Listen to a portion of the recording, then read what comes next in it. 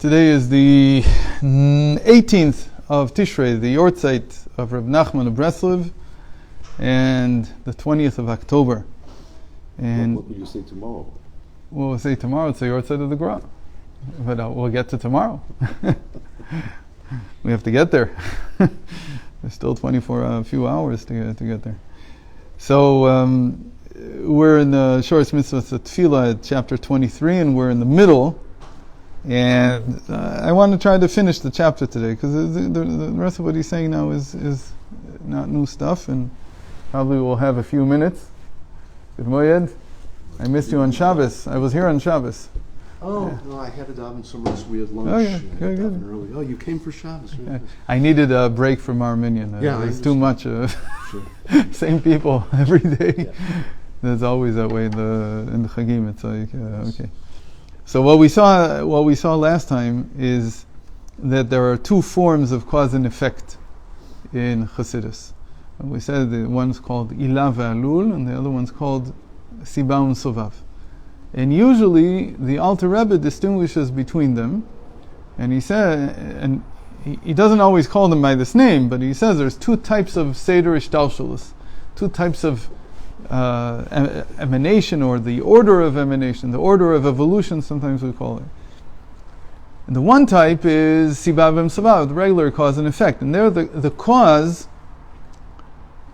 doesn't recognize the effect doesn't recognize the cause. There's no connection between them. We gave the example, billiard balls hitting one another, so there's a transfer of energy, one's causing the other one to move, but there's no connection between the two. They're not dependent on one another in any way, and there's no reason for them to acknowledge that they have.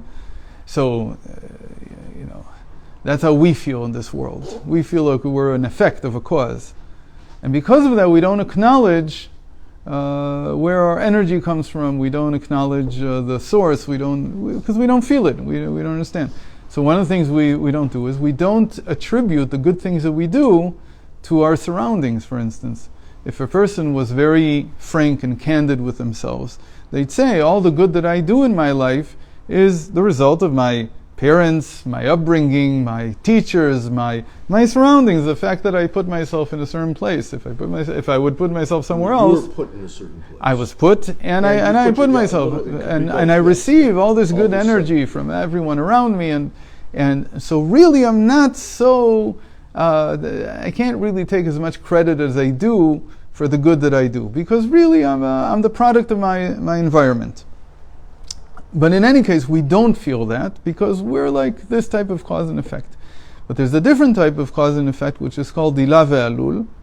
Ilah ve'alul, we said, is like a baby coming out of the mother. Olal is alul, is like somebody who's and he sees that he's completely surrounded by his mother, and he understands, at least when he's in the womb, he understands that all existence comes from the mother. Once he comes out, he joins the world of cause and effect, and he forgets that he even came from his mother, and he has no connection to it, and so on. And so the Alter Rebbe says this is a different type of emanation. It's a different type of cause and effect, and this exists only in the world of emanation. Is there corresponding term in English for this? Is it corresponding term in English for this other type of this? Is there a name for it? Yeah, in English you have cause and effect. But yeah, I don't know. It might be, there might be a name for it. Because it's Goyish, maybe because the Goyish head doesn't catch it. Maybe there's a. I never encountered. I can't think of a name. But I don't read enough. Yeah, I think distinction. I know exactly what you're saying. So the most important thing to stress about the second type is that there is complete bittul, there is complete nullification to the source, because you understand that you came from it. But it's not just that you came from it. Now he's going to tell us that there's another aspect to this that causes the nullification. And so he says, כמו שכתוב בהקדמת ספר פרי עץ חיים. So we're kuf kaf chet, 10 lines down. Maybe 8 lines, 9 lines. כמו שכתוב בהקדמת ספר פרי עץ חיים, ביאור עניין אילה ואלול. So he says in the beginning of the book called Pri Etz Chaim. So you have to understand that the Pri Etz Chaim is one of the corpus of the Arizal writings. Now, the Sfardim learn a book called Shara Kavanot. which is supposedly the original Eitz Chaim. It's part of the original Eitz Chaim. It's not. So we've talked about this in the past, the whole saga with the writings of the Arizal, of the Reb Isaac Luria, which was a very complex and really convoluted story. Shara Kavanos was written by Reb Meir Paprish. And he went to Damascus to hear from Rav Chaim Vital himself, and afterwards from his son. As they taught on Shabbos, every Shabbos they would teach from the Eitz Chaim. And one of the gates was called the gate of Kavanot. I don't know if I you know what, right now I think it really is the name of it. Now that we have the real Eitz Chaim published, finally it was published after about 400 years. It's finally published about 10 years ago.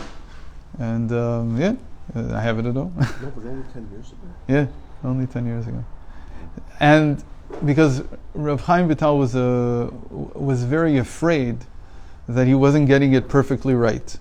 So he made 3 editions of the Eitz Chaim, and he didn't publish any of them. And his son was already afraid, and his grandson was also afraid. So they didn't publish it. So the only thing we had was what people heard from them, You mean there was no... and that was stolen. There were writings that were stolen, called the 600 pages. They were on his... You mean They were- not the original? No, the original was The stolen original for a was while, stolen, okay. but only for 3 days. They copied as quickly as they could what they could, and there were a lot of mistakes in it and so on. You can't do something justice in 3 days. Smartphone, you call it. Yeah, Whose reshus was it in? That it was stolen? Rav Chaim Vital. He was sick for 3 days, Oh, he They- didn't want it. he didn't want- I understand. And that got... and that became Shar I Kavanos. didn't know that. Wow. And then Rav Meir Paprish, after he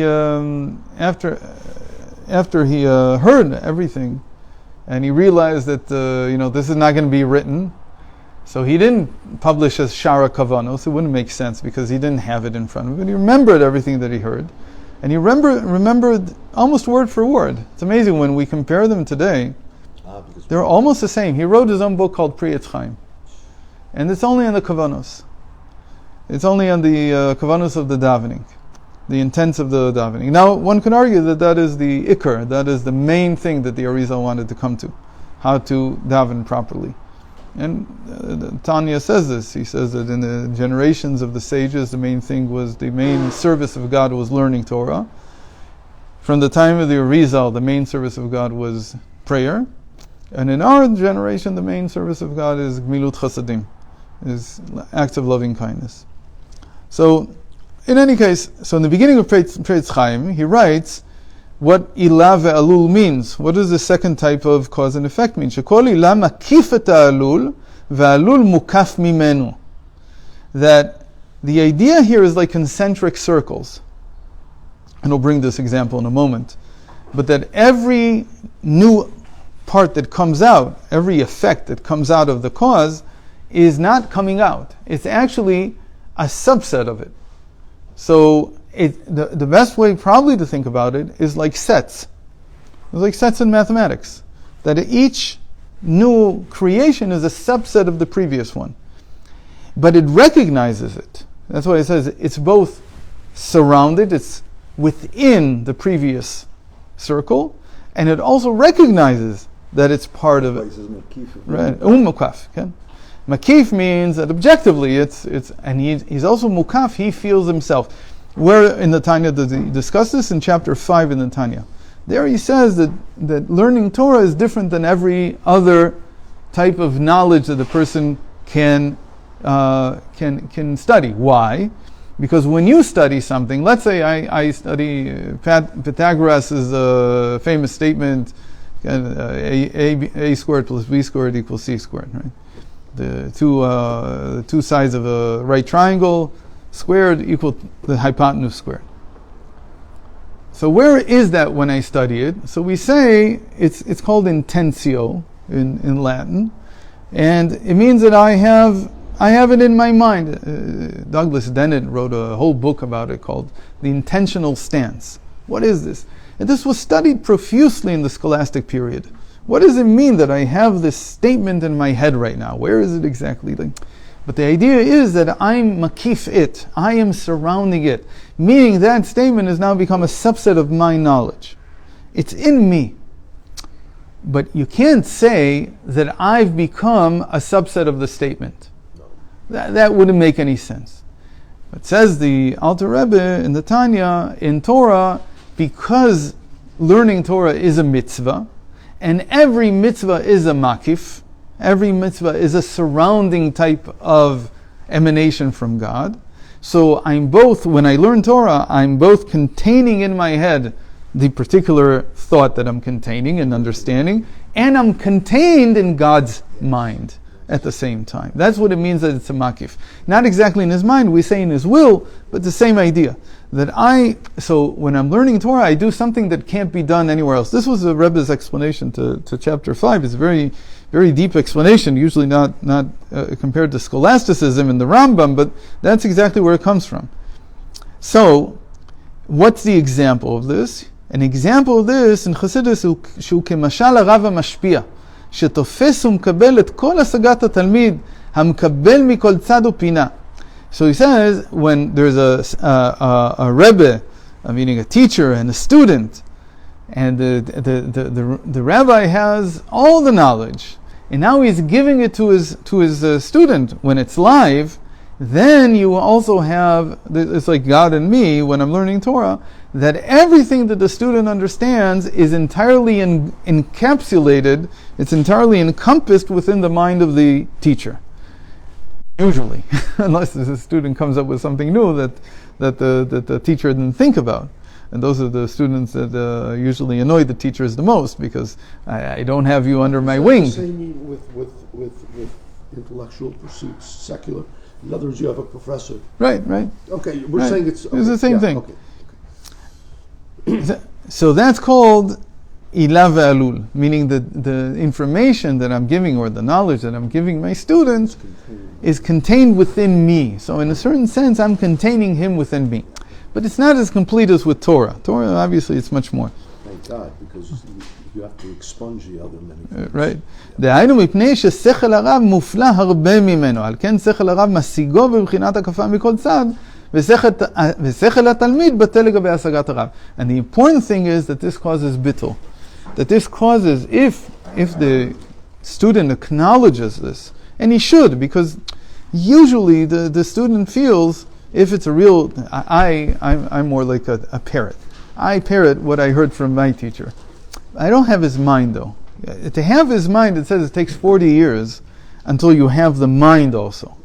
When you have the mind, then you become a real teacher. Then it's something else. But I'm just giving over the information, so nobody feels that I contain them in my mind. Nothing like that. But when I hear my teacher speaking, Rav Yitzchak speaking, so I feel that anything that I would come up right now with, like even a novel idea, would in the end be contained in his mind. That's how I don't feel like there's something new in what I'm saying. And you feel the bittul. That's where bittul of student to teacher really comes from. It's very interesting that for a while I've been interested in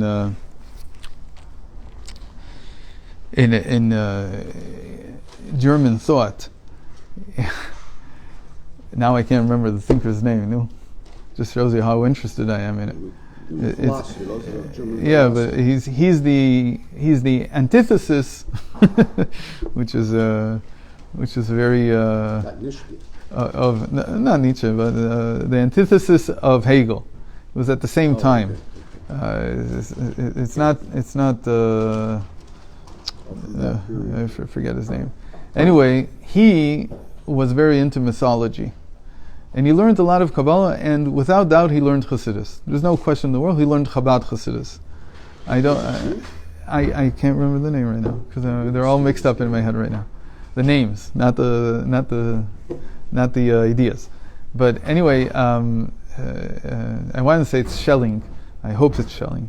But for some reason the names are mixed up in my head right now. So when he learned Kabbalah, he wrote a book afterwards, which is not well known. It wasn't even translated into English. I finally got someone to translate. There's a translation going around in the academic circles. I finally got it. And there he writes that the most important aspect that he found of Kabbalistic knowledge is the relationship between the teacher and the student. He said that's why it's called Kabbalah, which is somebody taught him that. I don't think it was his original thought. He says it's called Kabbalah because you have to accept it from someone who learned it.